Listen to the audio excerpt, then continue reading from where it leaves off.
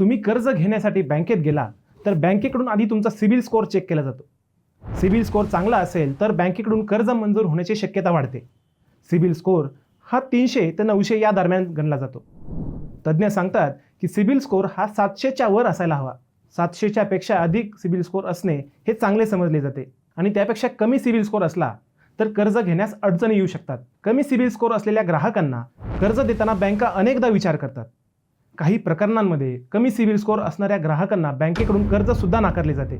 जर समजा कमी सिबिल असणाऱ्या ग्राहकांना बँकेकडून कर्ज मंजूर झाले तर त्या कर्जासाठी अधिकचा व्याजदर आकारला जाण्याची शक्यता असते. म्हणूनच सिबिल स्कोअर हा नेहमी स्ट्रॉंग असायला हवा, जेणेकरून तुम्हाला अडीअडचणीच्या काळात कर्ज घेण्याची गरज भासली तर तुम्हाला सहजतेने कर्ज मंजूर होईल आणि कमी व्याजदर भरावा लागेल.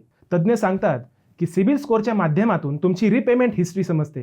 तुम्ही घेतलेले कर्ज किती योग्य पद्धतीने आणि योग्य कालावधीत फेडतात हे सुद्धा सिबिल स्कोअरमुळे समजते. अशा परिस्थितीत आज आपण या व्हिडिओच्या माध्यमातून अशा 5 टिप्स जाणून घेणार आहोत ज्या फॉलो केल्यास ग्राहकांना आपला सिबिल स्कोअर वाढवता येणार आहे. नमस्कार, मी अजय. तुम्ही पाहत आहात अर्थ मराठी. हे आमचं नवं यूट्यूब चॅनल. आमचं काम आहे तुम्हाला आर्थिक साक्षर करण्याचं. सिबिल स्कोअर सुधारण्याच्या 5 टिप्स. पहिली टिप, EMI आणि सर्व बिले वेळेवर पेमेंट करा. जर तुम्ही एखाद्या बँकेकडून कर्ज घेतलेले असेल किंवा एखादी वस्तू EMI वर घेतलेली असेल तर तुम्ही तुमचा कर्जाचा हप्ता किंवा EMI वेळेवर दिला पाहिजे. जर तुम्ही कर्जाचा हप्ता वेळेवर भरला नाही किंवा तुमचा एखादा EMI बँकेत जमा झाला नसेल तर याचा थेट परिणाम तुमच्या सिबिल स्कोअरवर पाहायला मिळेल. कारण EMI हा वेळेवर आणि ठरलेल्या तारखेलाच भरावा लागतो. तारीख उलटली की तुम्हाला दंड भरावा लागतो. शिवाय तुमचा सिबिल स्कोअर सुद्धा खराब होऊ शकतो. दुसरी टिप, एकाच वेळी एकापेक्षा अधिक कर्ज. जाणकार लोकांनी दिलेल्या माहितीनुसार अलीकडे कर्ज घेणाऱ्यांचे प्रमाण वाढत चालले आहे. एकाच वेळी एकापेक्षा अधिक कर्ज घेणारे लोकही आहेत. पण तुम्ही एका वस्तूसाठी कर्ज घेतले असेल तर ते कर्ज पूर्ण फेडल्यानंतरच दुसरं कर्ज घ्या. एकाच वेळेला अनेक लोन घेतल्यामुळे तुमच्यावर कर्जबाजारी होण्याची सुद्धा वेळ येऊ शकते. या कारणामुळे तुमचा सिबिल स्कोअर सुद्धा पूर्णपणे खराब होऊ शकतो. तिसरी टिप, लोन गॅरेंटर. मंडळी, तज्ज्ञांनी दिलेल्या माहितीनुसार जर तुम्हाला तुमचा सिबिल स्कोअर खराब करून घ्यायचा नसेल तर लोन गॅरेंटर बनताना विचारपूर्वक बना. जर तुम्ही एखाद्या व्यक्तीसाठी लोन गॅरेंटर बनलात आणि त्याने जर ते कर्ज योग्य वेळेत फेडले नाही किंवा कर्ज बुडवले तर तुमचा सिबिल स्कोअर सुद्धा खराब होऊ शकतो किंवा डाऊन होऊ शकतो. म्हणजेच कर्जाची वेळेत परतफेड केली नाही तर कर्ज घेणाऱ्या व्यक्तीसोबतच गॅरेंटर व्यक्तीचा सिबिल स्कोअर सुद्धा खराब होऊ शकतो. तिसरी टिप, क्रेडिट कार्डची लिमिट.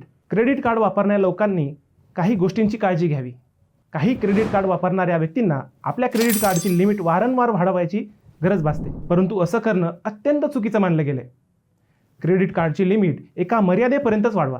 वारंवार लिमिट वाढल्यामुळे तुम्ही अतिप्रमाणात पैसे खर्च करत आहात ही बाब दिसून येते. यामुळे तुमचा सिबिल स्कोअर सुद्धा डाऊन होण्याची शक्यता अधिक वाढते. क्रेडिट कार्डचा उपयोग करताना थोडा सांभाळून करावा. पैसे वापरण्यासाठी मिळतात म्हणून भरमसाठ पैसे खर्च करणं हे अत्यंत चुकीचं आहे. चांगला सिबिल स्कोअर तयार करण्यासाठी तुम्हाला क्रेडिट कार्डचा वापर देखील अत्यंत सावधानीने करावा लागणार आहे. तुम्हाला ज्या लिमिटमध्ये क्रेडिट कार्ड दिले आहे त्याच लिमिटपर्यंत पैसे खर्च करा. तुम्ही लिमिट क्रॉस केली तर तुमच्या सिबिल स्कोअरवर याचा थेट परिणाम होऊ शकतो. तज्ज्ञ सांगतात की क्रेडिट कार्ड धारकांनी फक्त त्यांना मंजूर असणारी 30% रक्कम खर्च केली पाहिजे. मंडळी, आम्ही सांगितलेल्या या 5 टिप्स तुम्हाला कशा वाटल्या? आम्हाला कमेंट करून नक्की सांगा. जाता जाता एक महत्त्वाची आठवण करून द्यायची आहे. व्हिडिओ आवडला असेल तर व्हिडिओला लाईक करा, शेअर करा आणि चॅनलला सबस्क्राईब करायला विसरू नका.